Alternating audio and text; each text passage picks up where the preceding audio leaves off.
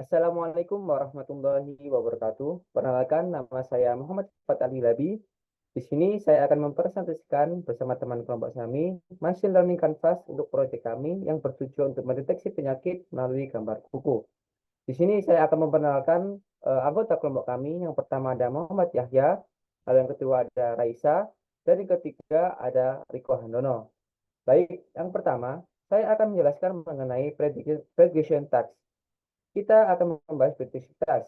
Sistem yang kami kembangkan berfungsi sebagai model klasifikasi gambar yang mampu mengidentifikasi berbagai penyakit berdasarkan kondisi kuku seseorang.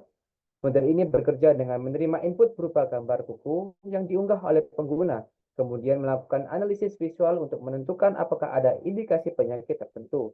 Beberapa kemungkinan hasil prediksi yang dapat diberikan meliputi kondisi kuku normal atau adanya indikasi penyakit seperti diabetes dan yang lain-lain. Model ini memberikan hasil secara real time setelah gambar diproses. Dengan begitu, pengguna bisa langsung mengetahui apakah mereka perlu melakukan konsultasi medis lebih lanjut. Lalu yang kedua, saya akan menjelaskan mengenai value proposition, di mana teknologi ini dirancang untuk atau proyek ini dirancang untuk memberikan manfaat utama kepada pasien, tenaga medis, serta masyarakat umum yang ingin memantau kondisi kesehatannya secara mandiri.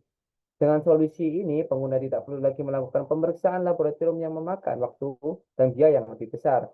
Integrasi dengan sistem berbasis aplikasi memungkinkan penggunaan cukup mengambil foto kuku karena menggunakan smartphone. Mereka menggunakan smartphone kemudian mendapatkan hasil analisis dengan cepat.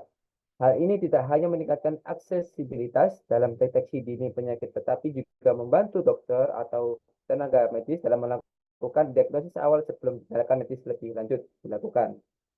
Next. Kemudian untuk data collection, data awal kita peroleh dari dataset gambar kuku yang telah diberi label. Strategi pembaruan dilakukan dengan menambahkan data baru dari pengguna, rumah sakit, dan penelitian medis, serta augmentasi data untuk meningkatkan kecerdasan model. Kemudian untuk sumber data terdiri dari dua, yaitu dataset internal yang dikumpulkan dari aplikasi, serta data utama berasal dari sumber eksternal, yaitu Nail Disease Detection Computer Vision Project dari RoboFlow Universe melalui API yang menyediakan data gambar kuku dengan label penyakitnya.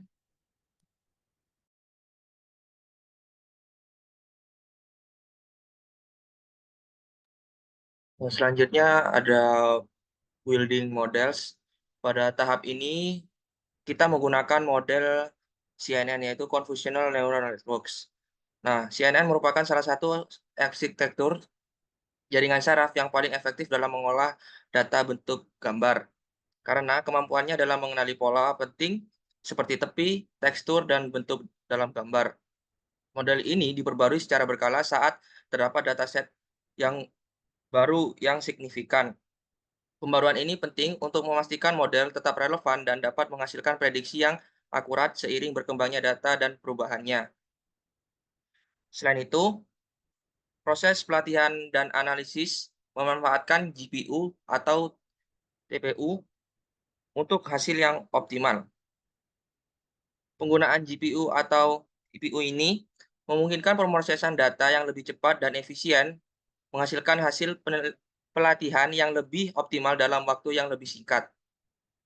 Selanjutnya ada features. Nah, gambar kuku nantinya akan direpresentasikan dalam format standar yaitu RGB 2x24 pixel. Gambar tersebut disajikan dalam format RGB. Hal ini penting karena ukuran dan format ini memastikan konsistensi data yang dapat digunakan dalam model pembelajaran mesin.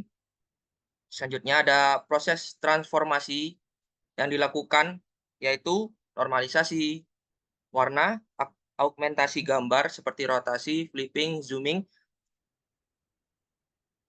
serta ada ekstraksi fitur menggunakan convolutional neural networks. CNN adalah algoritma yang sangat efektif dalam memproses data gambar karena kemampuannya untuk mengekstraksi fitur-fitur yang penting secara otomatis seperti tepi, bentuk, dan tekstur pada gambar pada kuku.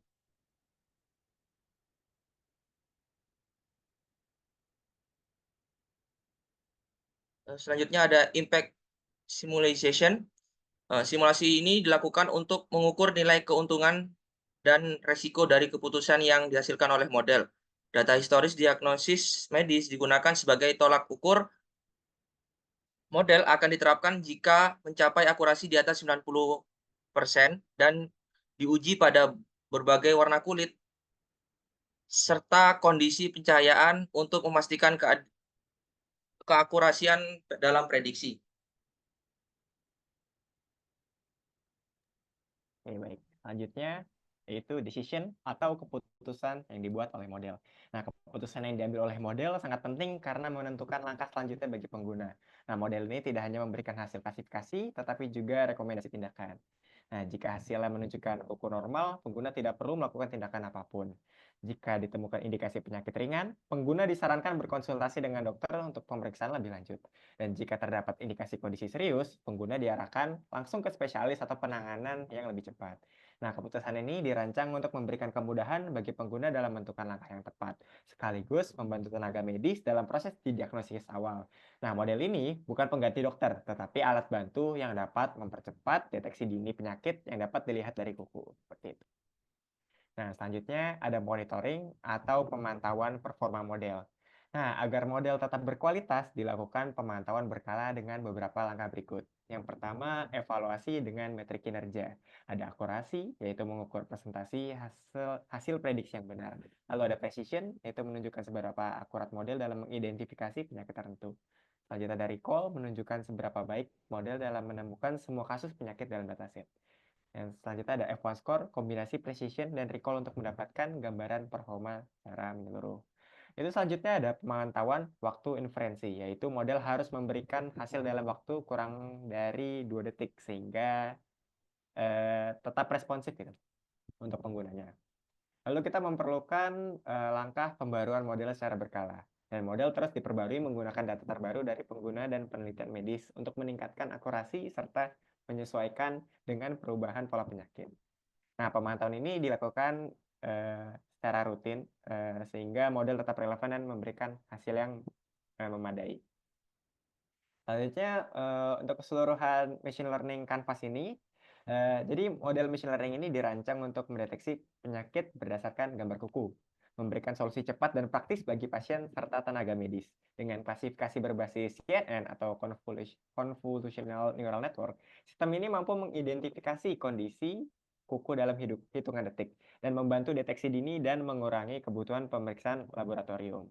Nah, dengan pendekatan berbasis AI dan computer vision, model ini berpotensi menjadi alat bantu medis yang efektif, efisien, dan mudah diakses. Nah, kehandalan sistem ini terus dijaga melalui pembaruan data, monitoring performa, serta pengujian keberagaman data, agar tetap relevan dan adil untuk semua penggunanya. Mungkin cukup presentasi dari kelompok kami, kurang lebihnya mohon maaf. Wassalamualaikum warahmatullahi wabarakatuh.